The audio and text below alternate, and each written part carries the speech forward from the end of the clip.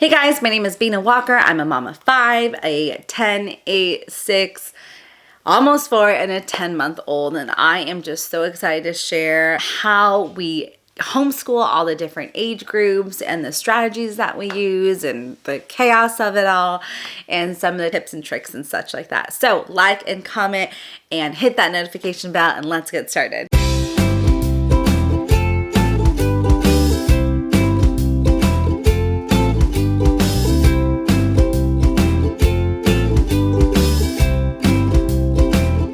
Okay, so we have a fourth grader and a second grader and a kindergartner and a preschool. And so I have these different stations sort of like in our home where here's where the preschooler can kind of do all the things. Everything is in his level. He can sort of grab what he needs to do. He has his colored pencils, has his markers, his art supplies. And really preschooling and kindergarten shouldn't really take from 9 o'clock to 3 o'clock every single day. So we want to keep things very simple and fun. So we focus on playful activities that incorporate learning, such as like games and art and music. And, they're always able to go outside, and we incorporate plenty of, hands-on activities. They love always using their hands, getting things messy, having, a sensory bin. We like to do Montessori work, so there's always something sensorial that they could use. And we read together every single day. We have books literally everywhere in this house. So making reading a regular part of the routine is really important to us, and choosing books that are really age appropriate. I'm not going to read a, crazy chapter book in Shakespeare to my child when he's 3 years old because he's not really grasping that yet. We also use a lot of visual aids like flashcards and charts and like actual math manipulatives and, the words. They can build the words with the letters. They have, different works that they can do to help with logic where they're using their hands to set up the work, and they have the day and night, and they're able to set up what the picture shows them in their thing. And this is from the Timberdoodle kit that we got for kindergarten and for preschool, and so that makes it super fun. And so for elementary school, for our fourth and our second grader, we have a regular routine for them. So in the morning, the kindergartner and the preschooler is also with us. So in the morning we have, morning time, and then I have a chunk where I just do lessons with the kindergartner and the preschooler, and then we go into snack and lunch, and then I do the afternoon lessons with our kiddo, our bigger kiddos, our bigger girls. And so as I am doing lessons for the younger kiddos, the kindergartner and the preschooler, my fourth and second grader are actually like at the dining table or in the media room or on the couch or upstairs in their fort working on their independent work. And in the beginning of the week or even the start of the day, I like to go over, hey, what did you choose to work on today from your weekly checklist? Do you have any questions before you start? And sometimes math can be tricky. Fourth grade, you start getting into division and everything else. And so she might work at the kitchen bar so that she's able to access me if she does have any questions, right? For math, because that can be tricky. And so I am able to sort of step away once I've given my preschooler and my kindergartner a work to work with. And for our elementary students, my fourth and my second grader, I encourage independence. When they come to me, hey, Mom, I don't know how to do this. Well, did you read the directions? That's my first question. Did you read the directions? And then I want to teach my child how to work independently on their own assignment. I want them to be able to ask the right questions. Why don't I understand this? What information do I need to get from this in order to answer these questions? What is expected of me?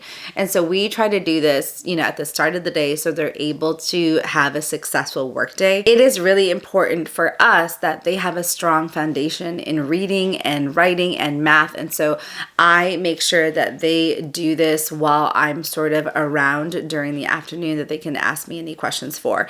And we like to use technology and videos and YouTube and other things. Like for instance, for math, we use Math UC. And so those teaching videos are online. She is able to sign on and watch her lessons and be independent while I am teaching my kindergartner in the morning. And the reason why I do morning lessons for our younger kids is because their attention span is, right? And so after lunch, it's like they're ready to just go be a kid and not do schoolwork, right? Our kiddos are playing and my dog is barking. That's great. And so, Homeschooling multiple children at different age levels is a crazy, incredible, wonderful, beautiful chaos that I wasn't even expecting to sort of get a handle on. Can you step away from the door? So, you know, it is very challenging trying to homeschool 4 different kiddos and, you know, breastfeed my 10-month-old and work around her schedule. And so this is why I do not keep a actual schedule where it's like 9 o'clock we're doing this, 10 o'clock we're doing this, you know, 11 o'clock we're doing this. I keep a rhythm, and I know that homeschooling can be so intimidating with all the things that you want to teach your child, and especially with the Timberdoodle kits, the elite kits, there's so many works, right? And so we like to basically, you know, do as many subjects as we can as a family, and we do science and history on the weekends. And then it's just easier that way. And then we do, you know, and then we do their core subjects and everything else throughout the week. And so really making sure that I have those spaces set up for them to do different works, play different things, and I rotate them. I have a video on the Montessori shelf, but I basically also have this sort of area in our hallway for our, you know, preschooler and kindergartner with, you know, building Legos, and they have their, you know, little sensorial things that they can play with. They have their art supplies, they have their plus box and their magnet tiles, and, you know, what they're interested in. And then I rotate it, you know, like this month we've done so many things with plus box. Let's trade it out for their magnet tiles. Okay, the next month let's do Duplo Legos, right? And so having a good rotation really helps with keeping the little ones busy. And then I know in the morning time when we're doing, you know, our actual morning time, our morning basket, I always have a couple works set up for, you know, John Matthew. He's my preschooler.